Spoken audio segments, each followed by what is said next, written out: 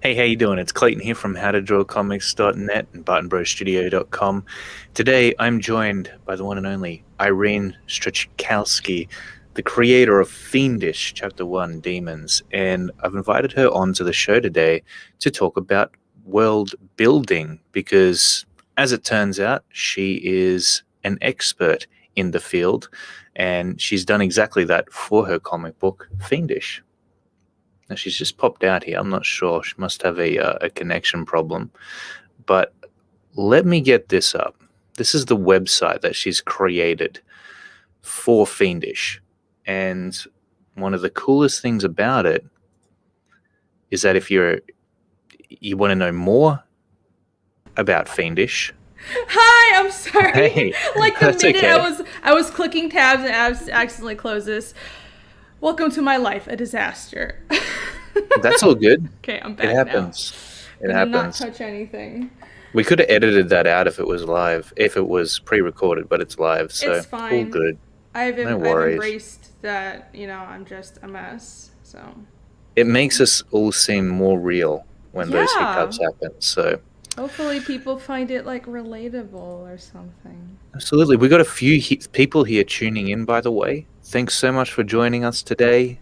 This is going to be a good one. I'm really excited about it because world building is a big aspect of story writing when it comes to creating a comic book. You want to make sure that you've got your world figured out, the geography of it all, how the locations are connected, the Mm-hmm. characters that are within it, the relationships between those characters. And the thing is, when it comes to world building, what I find is it gets so overwhelming and you get just lost in the details. So let's start that. Where do you begin when it comes to actually establishing a world for your comic book? Like, Okay. just take it from your own experience. Where did you begin with Fiendish?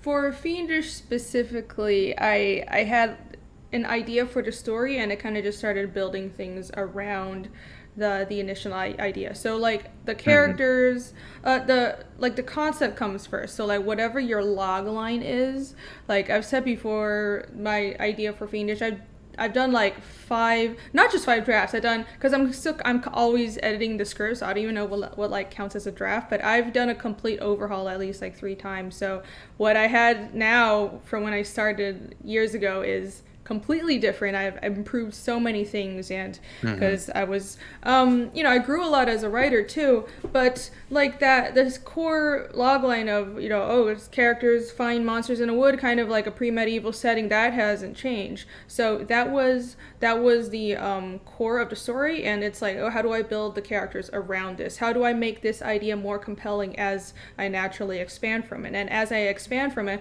what are the things in the world that would aid in pushing this that idea and the character arcs and make that more interesting. So Totally. it's not something that just happens all at once. It's like you start with a lot, like your log line, your core idea, and then slowly you build upon that. And you have Hmm. might have you're gonna it's not just you will have to go back and edit things and switch things around, but you slowly build from there, and then you figure out, you flesh out like the world starting from what you need for your story.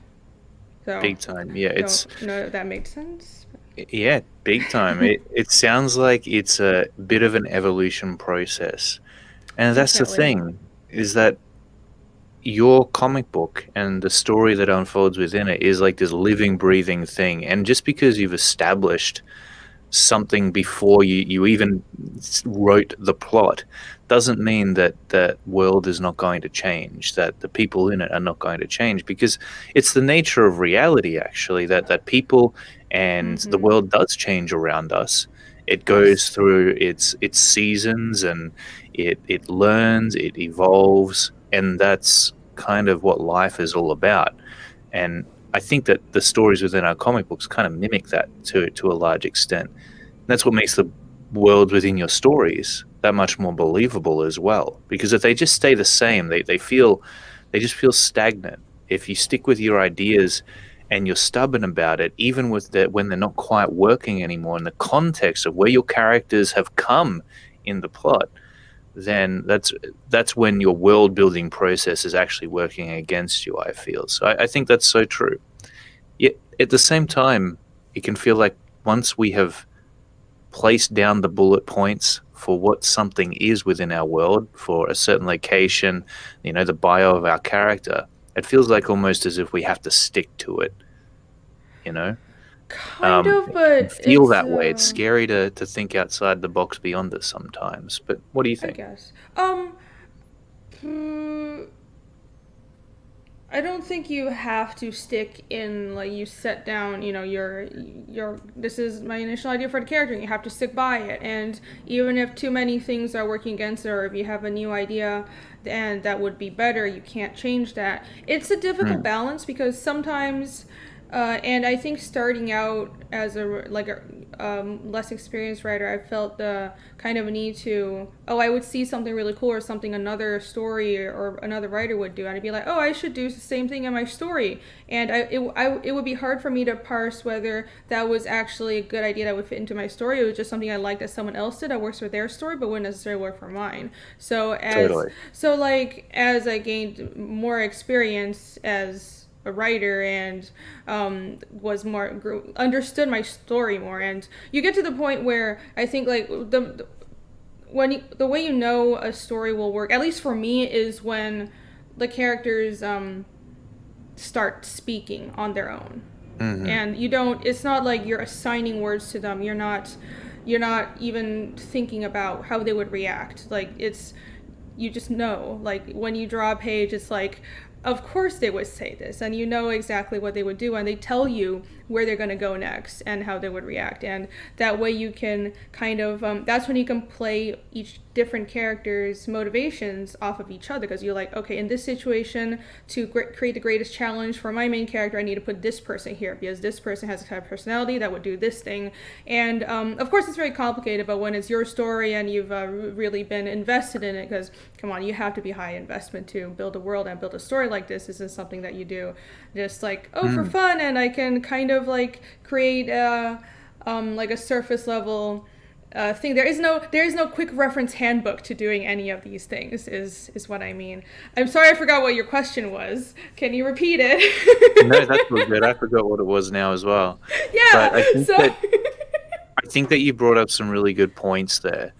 Um, Especially, getting to a place where you know your characters so well that they kind of speak on their own. You don't really have to consciously try to think about what their dialogue is going to be because you just know. How do you get to that point? Because what I find is that it's easier for certain characters, but harder for others. Especially Yes. my villains. For some reason, I can't find the right dialogue for my villains. But the regular characters, the normal, well balanced people within my stories, I can write dialogue for. I don't even have to think about it. Well, my protagonists are not well balanced. They're all Yeah, a little messed up, but they're a little bit crazy. I do Cool. find, yeah, I have a kind of a spectrum of like kind of more stable characters and more kind of couple of my leads are jerks, and Mm, I think it depends weirdly on probably because you're putting yourself part of yourself into each character, right? So I don't know if this totally. is like a good way to explain it, but I think the characters that have easiest time to write are they're not it's not like, they're exactly like me, but it's an aspect that I'm more aware of from myself that is easy to write a character that way, or not just like not because not every character is just a version of me. That would be really weird and that would make me a bad Hmm. writer. It's also like if there's another person I'm basing these characters on, or like a relationship. I know like, this my uncle and aunt, their relationship is something that I know very well. This Mm, brother and sister character in my story can have that same relationship, and then that kind of stuff, it's more you're familiar with and you've seen it in your everyday life. And I also had a lot of trouble writing my antagonist, but I also think it's because I really wanted to push it and make it seem so believable. I want my antagonist to be sympathetic and not in mm, just oh, they have their reasons, but it's like I want to love my antagonist. I want to be just as invested in writing this person. And Hmm. they do show up much later in the story, but I'm excited to introduce this character at this point. But it Yeah. took a really long time to get there. And so I think that's probably the reason, sometimes when we have blocks towards writing certain types of characters. Like of my core cast, I have a weird story structure. I have four protagonists and one main character, but four protagonists. And Casimir, Ragna, and Eastwell very easy, but I had a hard time figuring out Yomi, and Hmm. I'm not sure why. I think because she wasn't based on any fictional character that I could immediately think of. Like I tell Yeah. people, Ragna's a lot like Asuka, but a little bit like Deja Thoris, and she's like a cleric, Hmm.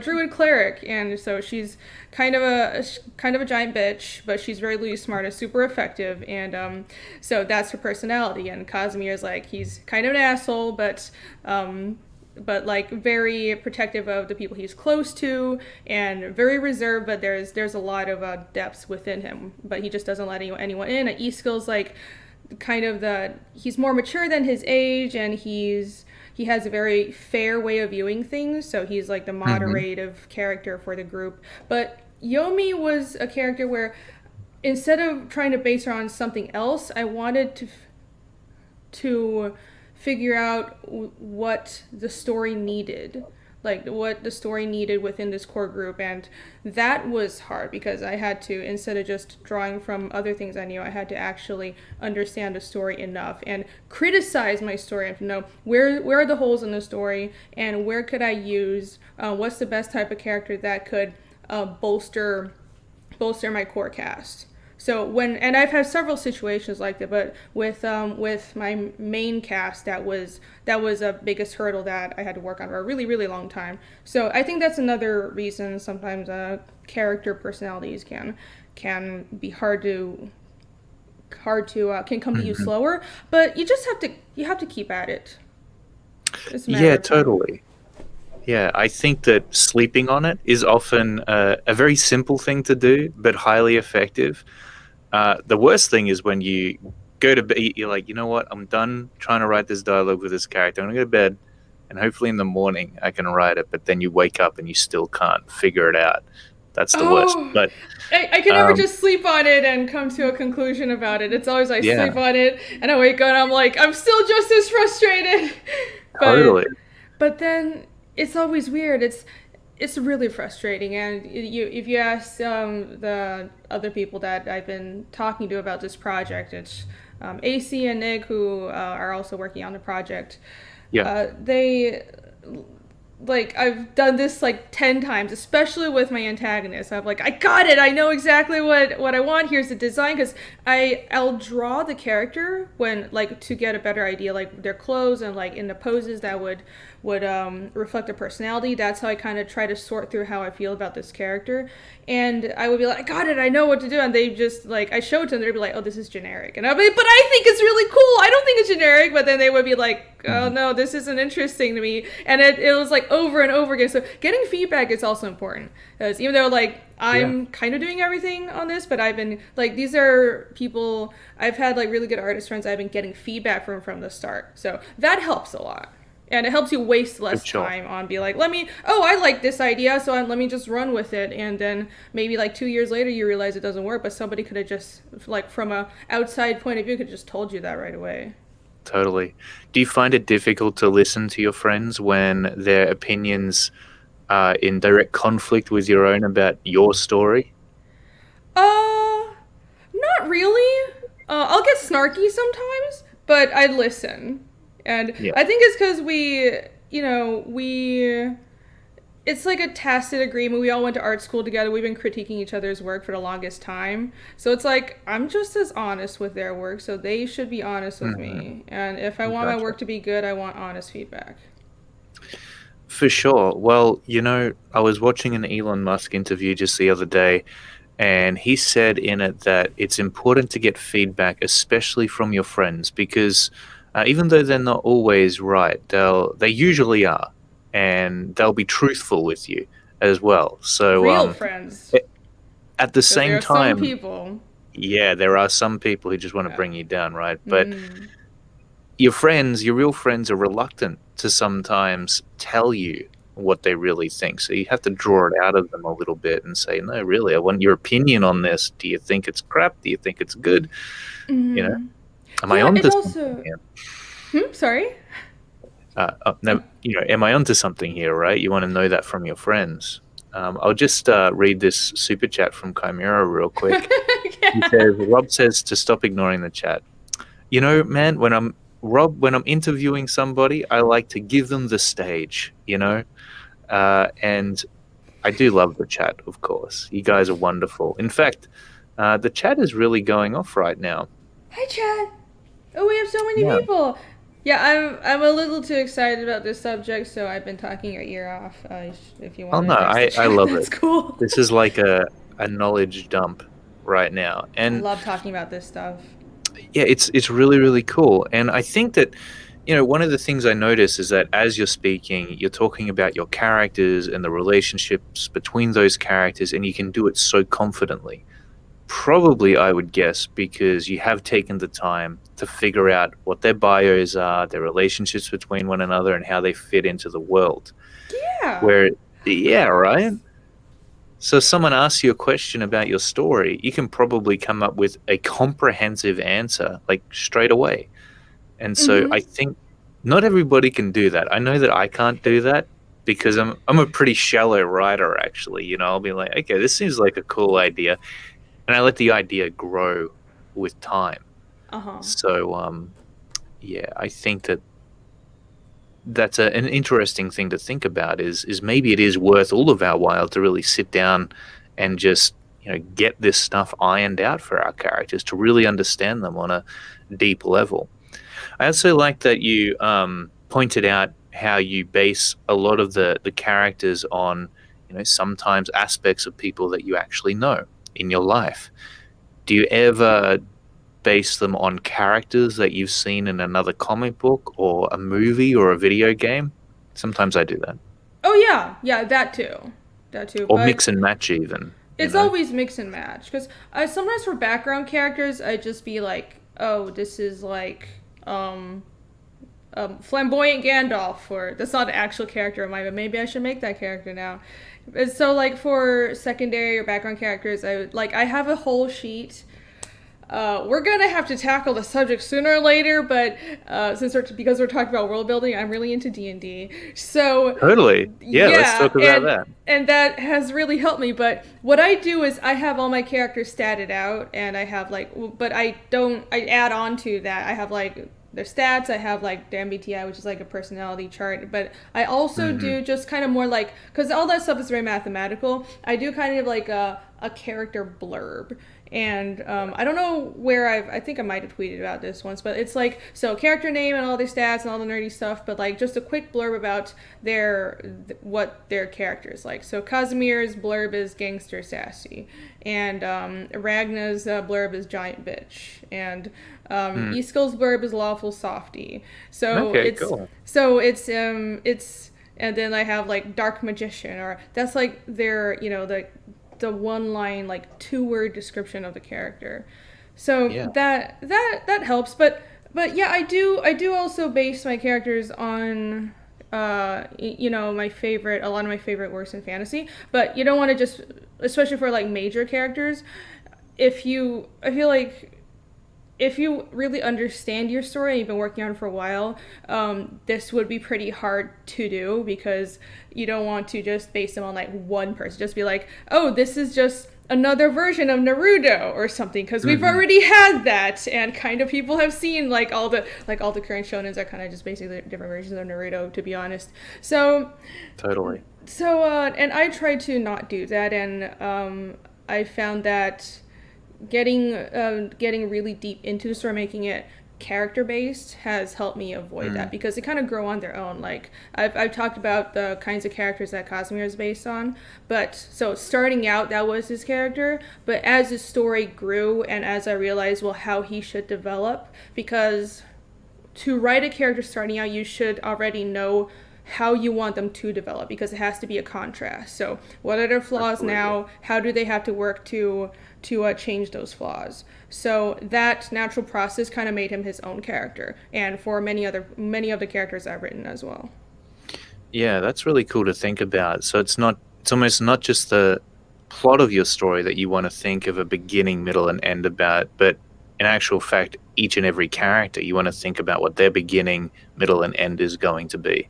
Yeah, yeah, and it's not like, oh, you start out thinking about every single character. You know, most of the time it's like, okay, my main character, that's the most important one, that has to have an actual character arc, because they're carrying the story, and it's their change that, because like, what's the point of a story? Nothing changes. And I read Hmm. somewhere, I forgot who said it, but your main character isn't like, it's not like, what makes a good main character isn't like the coolest person or the most badass person or the most capable person. It can be a complete failure. They can have a horrible Mm. personality, but what makes a good main character is it has to be the one person in your world that is most uniquely suited to drive the story forward. So whoever Yep. that is should be your main character.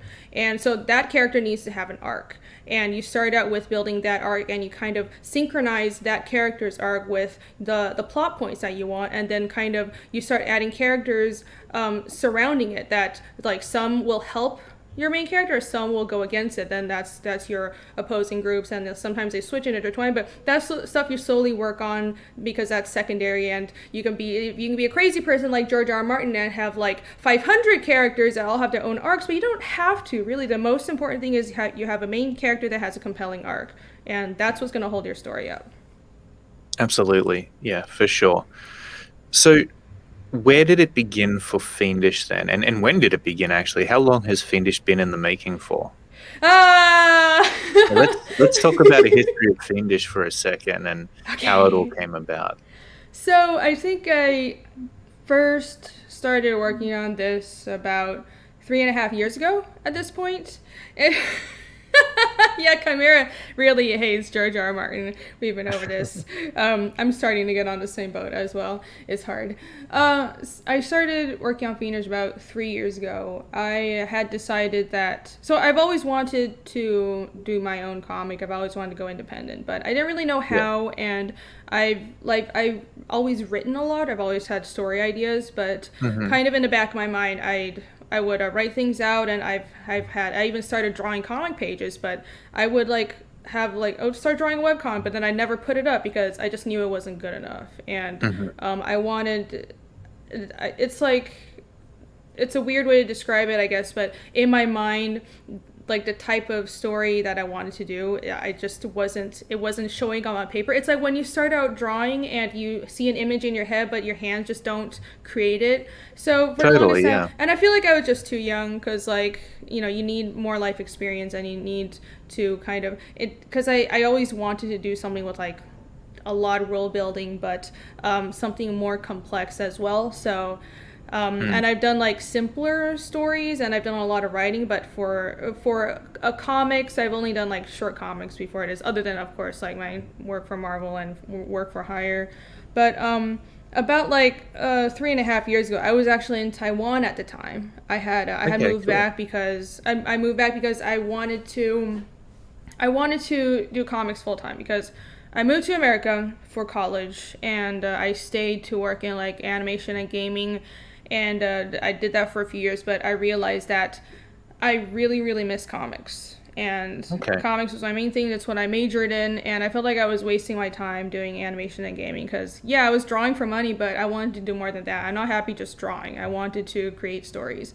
I tried to figure out a way to do that, and most obvious way that everyone, most people would say was, oh, you should get work for like comic companies. So I did that. I got some work from Marvel, but then I still didn't really feel like that was fulfilling what I want to do, and I didn't think that was a path to what I wanted to be, because clearly they don't really care about your ideas and your Hmm. art. So it was like that was their corporate own character. So Yeah. I just figured, I figured, I'd saved up a lot. I had a gaming job at the time, and I just dumped everything and moved back to Taiwan, and literally was like, I'm gonna move back to somewhere where I can survive off just freelancing, and I'm gonna work on a story and try to figure out what I want to do with comics. So Cool. and in that process, I guess it worked to like kind of shut me off from the world and move away from all my friends and all distractions, and from like a distracting day job, and literally just shut myself in a house alone in Taiwan for about a year or so.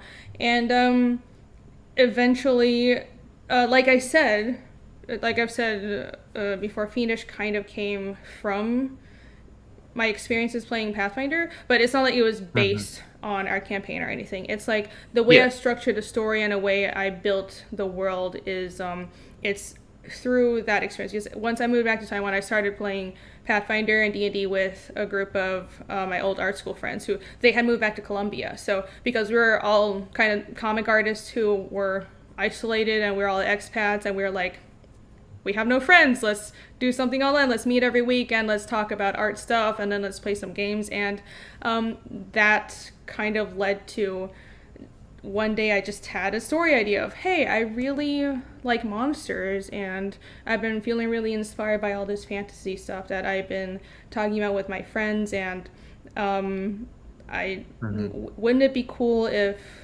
I drew the story about, I literally had an image in my head of like Mm. a body was found in the woods, and a young hunter, finds the body, and a bunch of other people also see it, but he's the only one who has any idea what kind of creature killed that person. That was the image in my head, and there was nothing else. But I was like, I should start writing about this and work on it, and that's how it started. Yeah, awesome. Yeah. So that was the seed, right? The finding the dead body in the woods. Yeah, that first scene. Well, not the first scene anymore because I added like a short prologue, but that scene of finding a body in the woods, Mm. that has always been there, and a lot Yeah. of things has changed. Casimir has changed a lot.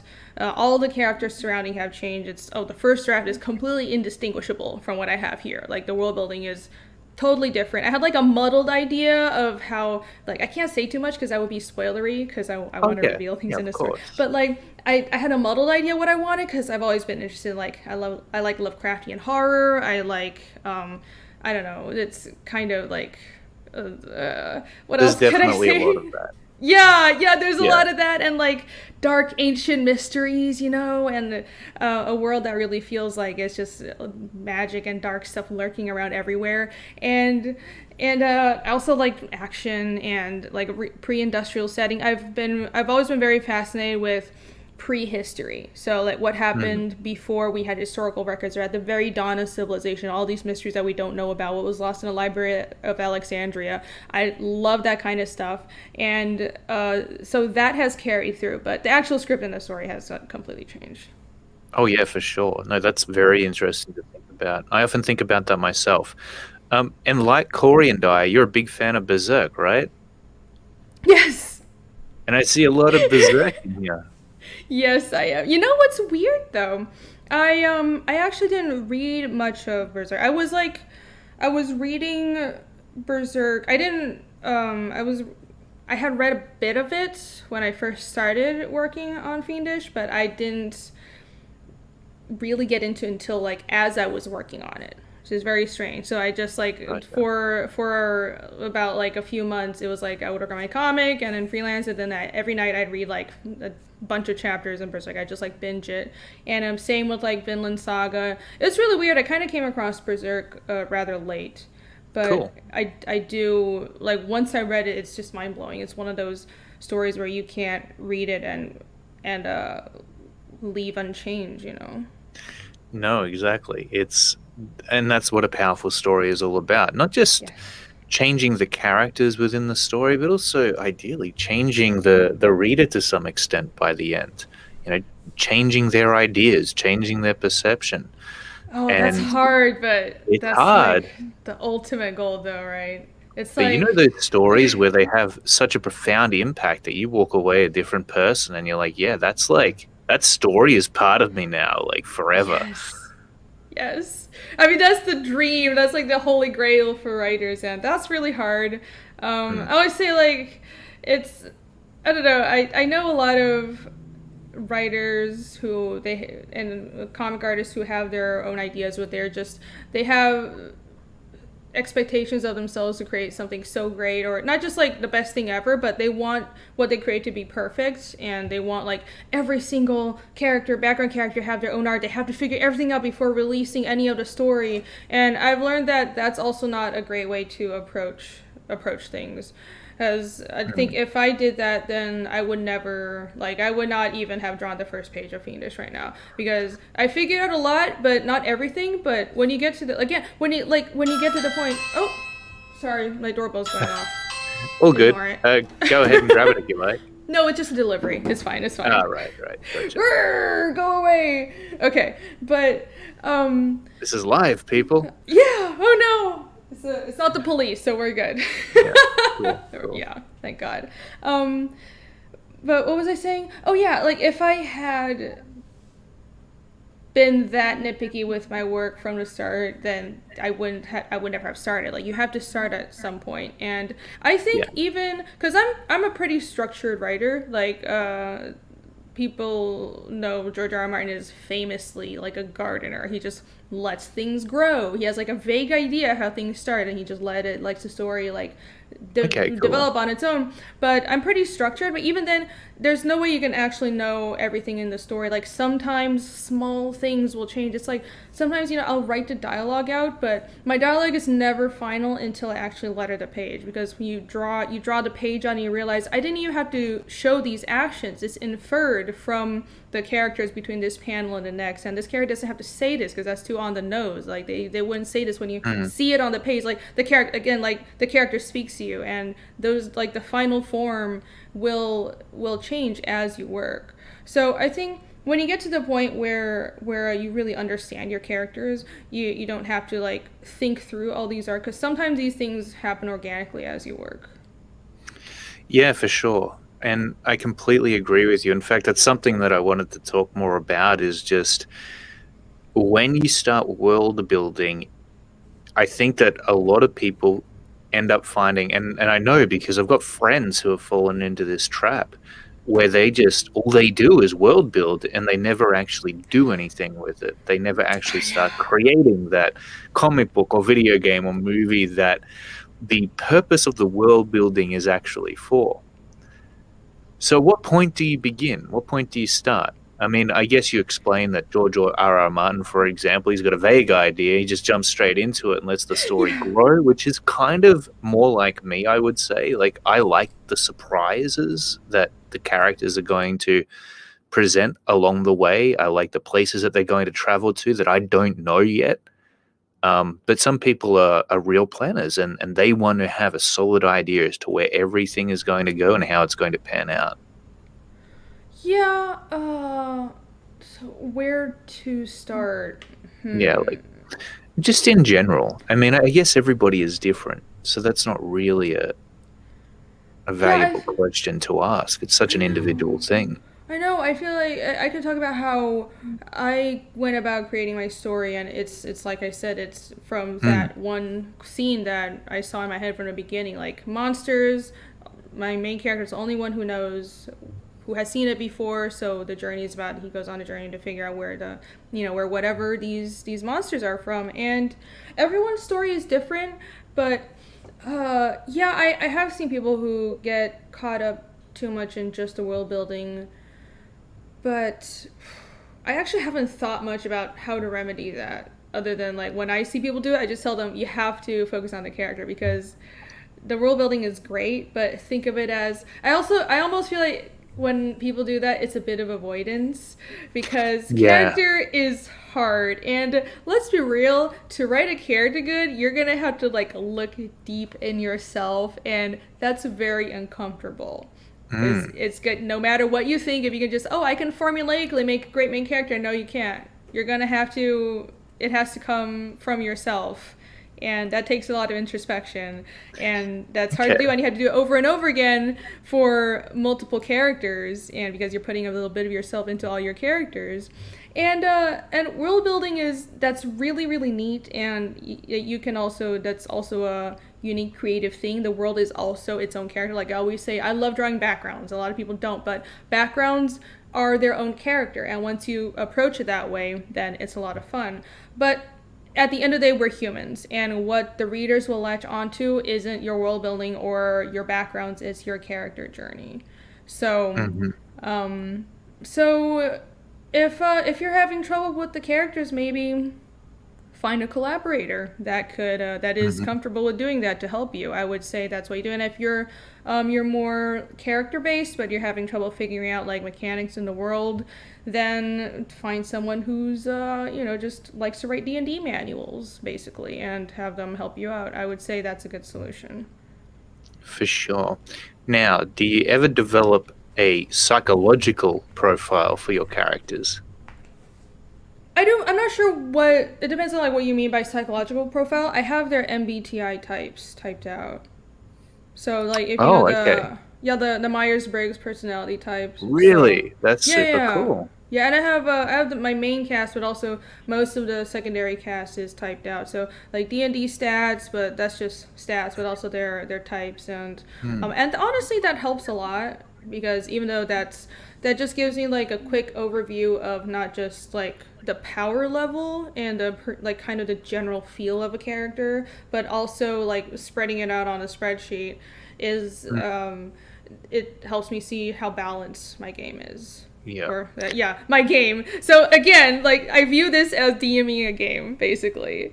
Yeah, It's kind of like I think playing Pathfinder D&D helped me learn to write in a way, and people for ask me sure. why I'm so obsessed with it, but it really is the basis for how I learned to build worlds, but also write characters because when when you I think it's a really good tool for people who have trouble getting into character or understanding world building. Like seriously, you should play some D&D. And I tell people that they're like, Yeah. "Oh my god, that's so nerdy," but it's like, "Come on." It really is a good tool, and I would say that if you can find a good group, at least try it and try to find people who are really into the role play. It doesn't have to just be D&D, like it can be any role playing game. You know, it can be Pathfinder, it can be Shadowrun, but that type of game because it's not like you're just sitting in front of a computer like, oh, I have to write something. It's interactive. It's like here's already a world that's set, and here's a character, and you're forced to play the character, and you're forced to figure out how this character reacts, and you're forced to interact with the world and learn about like world mechanics. So that I Mm. think that is a good way to frankly, it's a good way to learn acting and writing, and more creatives should Yeah, do it. that's really awesome. That's making me want to take up that activity You because, should. yeah, it is a funny thing to really get into the head of your character or get into the head of yourself in other ways. Um, and I think that there can be the case where you may not feel like you're that much of an interesting person. If you're writing a really, really dark villain, well, how do you really reach down into the really, really dark aspects of yourself if you don't really have those depths? Maybe you do. Maybe you've just got to dig a little deeper to find out, right? Um, I think that. Everyone has a deep, dark Mhm. corner that you probably didn't know was there, but everyone has Mhm. it. And are you Because, ever hesitant to incorporate those aspects of yourself into your characters because at the end of the day, of course, it will say something about you as the writer, you know? maybe, but, it's. I think if you're worried about that, then I think like your story should come first because why would you be hesitant to incorporate something that's like some people are shy, they don't want to expose that much of their personality and understand that, but at the same time uh to me my story comes first just personally, and I don't Mhm. care what I have to do or what sort of like how dorky I have to appear because like look at me going on streams and talking about my Pathfinder characters, and it's like the story comes first, and Mhm. and uh and yeah, some things in the story are super dark, but then again, I'm never going to be as messed up as like Mira and Berserk, so that's fine. And I think every great creation was made because the creator was willing to expose a lot about themselves, and Yeah, not just introspect and look into themselves, but they had something to say about the world. So absolutely. so like yeah, like the story comes first, and what you look like, or what you, like your image is like that doesn't matter. That's secondary. You're For serving, when sure. you're creative, you're serving the work, and you're serving the story. Yeah, big time. I mean, that's getting into a whole different area as well, with the whole how much control do you really have over your stories? You know, that's Are you just weird though. the Yeah. channeling mechanism, or what's going on? Yeah, no, sometimes I that's weird. Like, I've heard other Mm, people talk about it, but sometimes it makes me sound like a crazy person. But I don't feel like I'm creating a story. I feel like after a certain point, it's like that first scene. It just came to me, and yeah, it's based on a lot of things that I was always interested in, and the way I built the story is stuff that I know, and I'm aware that ancient civilizations and like pagan culture and all this stuff, and different kinds of weapons, and I really love that stuff too. But at the end of the day, like the story, so much of the story, I feel like isn't something I'm controlling. It's just something that is like it's telling me what to do. So it's weird, absolutely. and Yeah, maybe being creative just makes you kind of crazy. maybe, It's true. maybe. I like that. I mean, yes, you must be just tapping. We must be tapping into an unconscious part of ourselves that we're not aware of. I think You know, that's it. Yeah, it has to that's be got to be that. it.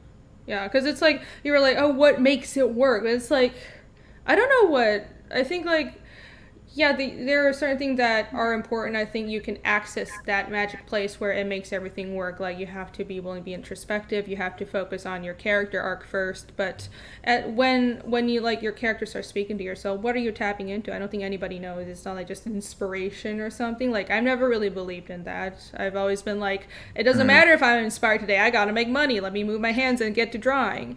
So totally. yeah, it's not like it's not like those fine artists are like, oh, if I'm not inspired, I can't work. Like, no, it's something else, and maybe it's just the unconscious part of us. And like, maybe this also sounds weird, but I think there's a human universal to that, if you know what I mean. Like, Hmm. when you find a story that you have, like, you're dressed in your own interests and your own experiences, but when a story really connects with other people, it's because you're tapping into like universal experiences of a lot of people, and Mm-hmm. that's part. I do think a lot about, like, I don't know if it's like saying I believe in it is true, but I think it's pretty evident that in society we all have kind of like unconscious memories, and it's like built into us just Mm, through evolution and the way we react to things. It's like how so many people, they just are naturally afraid of spiders, or they like for sure. see, yeah, they see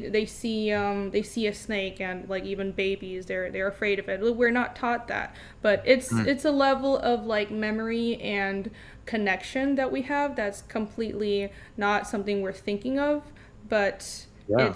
it's inbuilt, and when you tap into that, people can resonate with what you're saying. Oh yeah, for sure. Without a doubt, it's definitely there, I think. Um, yeah, no doubt about it. That's basically the way in which we're wired. The fact that we can even survive, it's because it's Yeah, handed like I down, don't right? I don't know if that makes sense, but it's like Yeah. they're human universals, right? Because it's like Yeah. I'm pretty international, and I grew up Hmm. in Asia. I'm half American, but I didn't grow up here. So I think a lot about, and like I know people from all over the world, and I think about like what connects people, and I like to examine storytelling from different cultures. And it's like, what does like the Epic of Gilgamesh and Harry Potter and like the Chinese stories I was reading, like Journey to Mm. the West, what do those all have in common? And all those things have stuff in common. So when you think about the nature of storytelling, it just goes back to like thousands of years ago, and before that, it goes back even further. We just don't have records of it. There are ways of archetypes. I've seen psychologists and people who Yeah. study storytelling speak of it as archetypes. So Oh, when for you sure. when you understand the archetypes that you're emulating in your work, then that's when you really are empowered. Yeah, big time. I mean, you hear Jordan Peterson talk about archetypes all the time. Yeah, he does talk about that.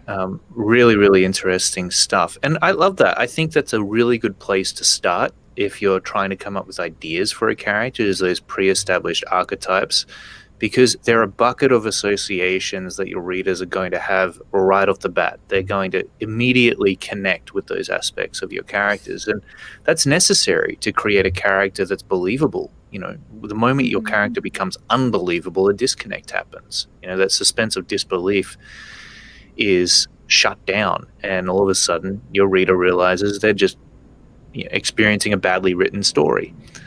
um, Right. Like you kind of have to figure out the basic archetype of your character. And again, it's a bit of a weird gray area where it's like you can't just be nothing but mechanics and archetypes, right? yeah. But at the same time, you have to understand what you are tapping into, and you have to settle on one thing and go with it, because it's like Deku from My Hero Academia. It's the underdog, and it's like the Hmm. persevering underdog, and then like every story has, and if you deviated from that, no, people will just drop the book like a hot potato, because it's like that's not his story anymore. Hmm. So For yeah, sure. it's that is something that is really important to be aware of when you're writing. Absolutely. So Oh, just that for a was a good moment, comment. what's that? Sorry. Oh, sorry. No, I was reading Tokume's comment, and Oh yeah, yeah. Yeah, human psychology drives us on the mindset of social connections and how we connect, interact, and the stories that inspire us. We are built upon the themes of consciousness that drives thought. Yeah, very totally. I mean, that's interesting. pretty Well damn said. deep, but yeah, it Yeah. sounds correct. For sure. I think that's really awesome. And, that's what our stories really, at the end of the day, if they're successful, should do, is connect on a profound level with our reader. They should understand it, they should get it. They should also be, it should change a little part of them. So we talked about characters for a little bit. Let's quickly discuss, before we actually move on to Fiendish and get into that a little bit more, the the world that your characters reside in, that the plot actually unfolds within. Do you have like a geological map of Fiendish's world? If you go to fiendishcomic.com, I have a giant map with labels that No, there you actually have a go. map that is the entire planet, and I have another map that's all the cities with labels and descriptions, but I haven't released that publicly yet. Yes, I have a Hmm. geographical. See, that's why I knew you would be the person to come to about this stuff. So the way I built, not just not just like the way I approach Fiendish is very inspired by D&D, and like the story kind of, it reads like a group of adventurers going on a journey, except I deviated from the whole, like sometimes like the standard D&D story, and like you see all the D&D comics, it's like they meet in a bar, a rich client hires them for an adventure. It's like I didn't want to do that. I wanted it to happen organically, but it is a group of people going on a journey to uncover a mystery, but I just didn't have it happen in like a tropey way, because Hmm. I didn't want to be like, because you have a lot of D&D inspired, especially manga, and that's cool, but I didn't want to like just in your face feel like that when you read it and be like, oh yeah, this kind of reminds me of like a campaign I played or something. But yeah, so before I ramble on too much, the way I designed the website was Hmm. essentially like a player's handbook.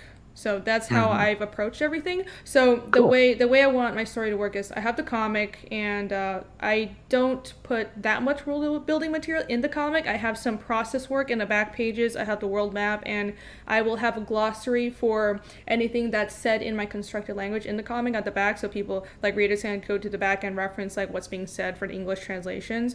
But that's Hmm. about it. And I kind of had characters just like organically reference things in the world, and I don't just sit there and like explain things. It's like, well, unless it like works in the story, because I have some younger characters, and that's also why they're there. Like Iskil was a little older at first, and I aged him down because it's like, oh, it'll be useful to have a character that needs things explained to him, because then like readers would have easier time understanding all this like magic crap. So, but Yeah. it's like, but stuff like the gods in my world are real. They're just very detached. Like nobody would ask like, oh, what does this god do? It's like there would be like Gridrika, the goddess of life. Like people just know who that is. So that's not explained in the story, but if you see that name, you can come to the website and read the pantheon and understand more about that. And if they just like characters just reference a city somewhere, you can also come to the map and just reference where that is and like see about how far away of travel it is, so you can get an idea for like what they're talking about, where we're about to travel and all that stuff. So this is like a player's handbook. When I introduce the magic system, which is in chapter 2 or 3, probably a little bit in chapter 2, and in chapter 3 I'm going to put that on a tab as well. So I have a lot of other stuff that I'll just have like different sections of this website. Essentially for like Pathfinder, you have D20 PFSRD, which is like online research, or like Player's Handbook is completely online. And this is what my website is going to be like. Yeah, for sure. Man, this is so cool. Corey and I, with our two co's or titles, are running into a few problems now to do with geography, where we're trying to figure out where our characters cross over between the two stories in the world that they reside in. And a map like this would be really, really useful to us right now. So it's worth taking the time figuring this stuff out, so that, and it's also fun. I mean, I'm sure that you had a ton of fun figuring out the world that your story takes place in and the characters that are within it. You got the profiles set up here. I don't think that you could go to this much effort to create a website if you didn't have that underlying excitement within you for this story. It's not just about putting out a book for you. This seems like everything. It's not just a book for me. As people have gathered, I am nothing but excitement. I mean, the comic comes first. It's not, because I have some ideas of, people have asked me if I wanted to develop this into like a tabletop game or whatever. It's like, yeah, sure, but I'd like hand that off to other people. This is first and foremost a comic, but I wanted it to, I don't know how to say it. I felt like in American comics specifically, I haven't seen a lot of people go that deep with world building and that deep with like lore, and just basically go Tolkien on with the comic form, like the medium of comics. And I was like, I think American comics could use that. And you see more manga in European comics, definitely, but not so much here. And it's like, that's always something I wanted to do. And it's like, well, I'm going to create what I always wanted to see. So that was my goal, and that's why this is I've gone so crazy and I've made everything so expansive with the world. It's just, this is what I wanted to see, because I always feel like the medium of comics could be so much more. And it's not like every comic needs to be, all about high fantasy and world building, but it's like, I feel like there are a lot of different genres that aren't tackled, especially in American comics. So you have your ashcans, you have your superheroes, but like, what about the romance? What about the horror? What about like the deep world building, epic long series and stuff? Like, I think we need everything. So, and this is I just figure my personality suits doing this kind of thing, so that's what I jumped on. For sure, you're very, very good at promoting your book, talking about it. Obviously, because you've worked out all the kinks, and thank you. That's all part of the process. When you've spent a lot of time putting this book together, and now the other task is actually getting it out there in front of people, which there's so many really, really big steps to creating a successful comic book. And it's an unfathomable amount of work, really. I mean, even to put together this site, it must have taken you how long? Like a while, I assume. Yeah, again, this isn't something that just happened right away. I built this a long time ago. I had it just not public for a long time, and I'm slowly adding to it as I go. So yeah, I think it only took me like a week because I use like the Adobe website builder, but I bought my own domain for it. Oh, cool. Yeah, the Adobe website builder is really good, by the way, especially for artists. I didn't even know they had one. If you have an Adobe account, you should Adobe Portfolio. Great. And you can have 5 websites, so you should check that out. Yeah, and anybody in the chat, if you're especially if you're an artist, you should check it out. And it lets you like mask over your domain name and everything. But like it only took me like a week because I already had some pages. I got like the intro up and the pages, but it's like this is an ongoing thing. Like this project, the website, just like the project, it's living, it's still growing. So it's not just, oh, how long did you take to create it? Well, it's still being created because as cool. I'm sure you know, getting it's like doing the first chapter is it's great, and it's like when you finish it, there's a sense of accomplishment, but then you realize now I have to do the second one, and now you still have more work to do because Yeah. there's no time to just sit back and be like, oh, what a good job I did. It's like there's always more to do, and Yeah. one day hopefully it'll be great to look back on like a completed story, but until that time comes, I don't think I can stop. No, for sure. And once you pull off such a big accomplishment, to go back into it can be really intimidating. I mean, even to do this much world building, I've got to imagine that you were somewhat intimidated to actually jump into the creation of the story. In the beginning, before you've worked everything out, uh, I kind of feel like for me, if I overthink it at all, I start freaking myself out. The idea explodes into this vast, unachievable goal all of a Right. sudden. Whereas if I have a few elements to begin with, I can jump in, start sketching out some pages, no worries. I don't know. What was your experience like once you had worked out everything about your characters and your world, or as close to it as possible? Did you have any hesitation about jumping in, or did you feel more confident because of it? More excited, maybe? Uh, no, I never really had hesitation. Awesome. Sometimes at first I was a little hesitant to show people the pages, and it's because I felt like I hadn't quite worked out the art style, and like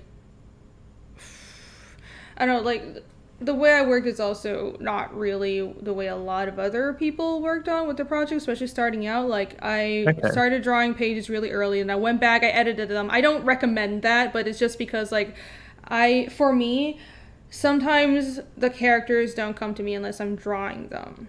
So I needed to like start working on the pages to figure out the story. So like chapter 1 took a long time to do because I was editing a lot of things, and I was also figuring out the world building all at the same time. But I never really had Hmm. hesitation, mostly just with the art style. But that's something that I think I really figured out now, and it was that was a really great feeling. Like right at the end of chapter 1, and like as I'm drawing chapter 2 right now, and I'm like I know what the style is, and that's great Hmm. because it's not like I have kind of like a general style, that's my art style, but specifically for Fiendish, like how do I draw this comic? Like I want to tailor everything for this project, and that took a while to figure out. So I was like a little afraid to show people that because I just felt like the art wasn't good enough. But Yeah. no, I was always just really excited to show people, look at this project, look, and I'm like honestly constantly holding things back. And I Right. always like accidentally spoil stuff on my streams. And I'm like, I Hmm. need to just not. I want to tell people everything, but I can't yet. I wish Yeah. I drew like 10 times faster than I do. It's a struggle. It's hard to keep it all to yourself when you're sitting on something so awesome. All right, let's take a look at the trailer here. By the way, we've got a link to Fiendish in the description below. Check it out. It'll take you to the Indiegogo campaign, and you'll be able to back it, select from whatever perks you want, whatever rewards are available here. There's a few there by the looks of it, which is pretty cool. Which one would you recommend out of all of them? I guess the featured one, right? Yeah, the featured one is just the tier with everything. So you get the book, all 3 posters, one poster by me, and 2 of the guest posters, and the standee. So I feature that just because it's like the everything package. But Yeah, but super I awesome. yeah. So I was like, if you want to get everything and get that, and I have so the default book is in full color, which the pages you see here Hmm. are in grayscale, but that's because the book was originally in grayscale, but we had to stretch goal to color, so the book is being colored right now. I am hiring someone Wonderful. else to do it, so I don't have to die. But Yeah, yeah. but you can get a grayscale version as an add-on or just in the smoke tier. which I Very added on cool. later. Yeah, the smoke. That one is that's the grayscale version. That's So really, yeah, really awesome. I'd recommend anything if you want the full Fantastic. package. Get the featured tier, but a lot of people really like how the grayscale books look. So just I appreciate any support. It does look beautiful. So Thank definitely you. check it out, guys. Look through the page, look through the artwork. The chat has been amazing today. They've been very, very excited about Fiendish. Looking through the campaign here, I think we've had a few people back already, which is wonderful. What? Um, Yeah. Thank so you. that's fantastic. Let's take a look at the trailer here. Okay.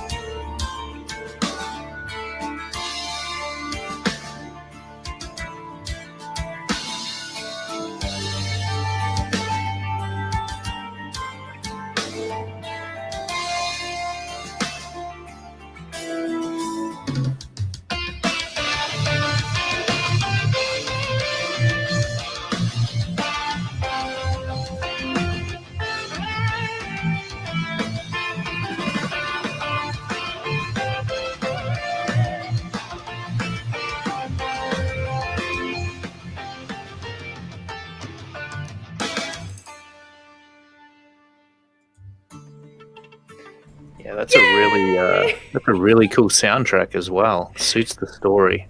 Oh, I'm so glad I found it. The composer is Paul Werner, because some Okay, people have cool. asked. It's an Adobe stock soundtrack I found, but I really love it, and I am quite proud of the trailer because I cut it myself. Oh, very nice. Adobe served you well by the sounds of it. Yes, it did.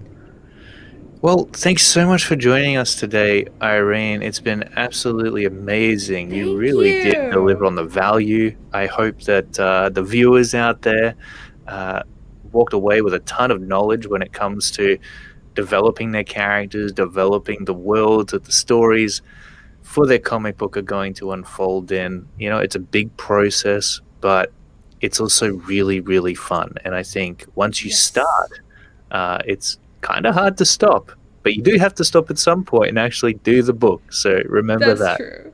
Well, you can work on it in tandem. So Mhm. that's my approach. Not everyone does things the same way, but you don't have to have everything figured out to start. And sometimes, if you start drawing, if you start working on the book, it'll like the story will start showing you the way. So yeah, man, I would love to see more people do deep world building on their projects, and I hope I brought some new information or didn't just go on a ramble for too long, because that's what I feel like every time I talk about this kind of stuff. I'm just on a tangent, but chat No, not at all. hopefully gleaned some cool information, and thank you so much for having me on to chat about this. This is tons of fun. I love talking about world building. You're very, very welcome. And we'd love to have you back again as well, of course. Now, if people want to follow you on social media, where can they find you? You can find me at Renie Draws. That's RENIEDRAWS. I'm on Twitter, Instagram, and my YouTube channel is also Renie Draws. I stream every Wednesday night, so that's actually tomorrow. And of course, you can find me through Fiendish at fiendishcomic.com or on the Fiendish Indiegogo page. Awesome. All right. Thanks so much, Irene. Big thanks to the chat Thank you. for tuning in and sticking with us. Till next time, keep on creating. Catch you in the next video. Bye bye.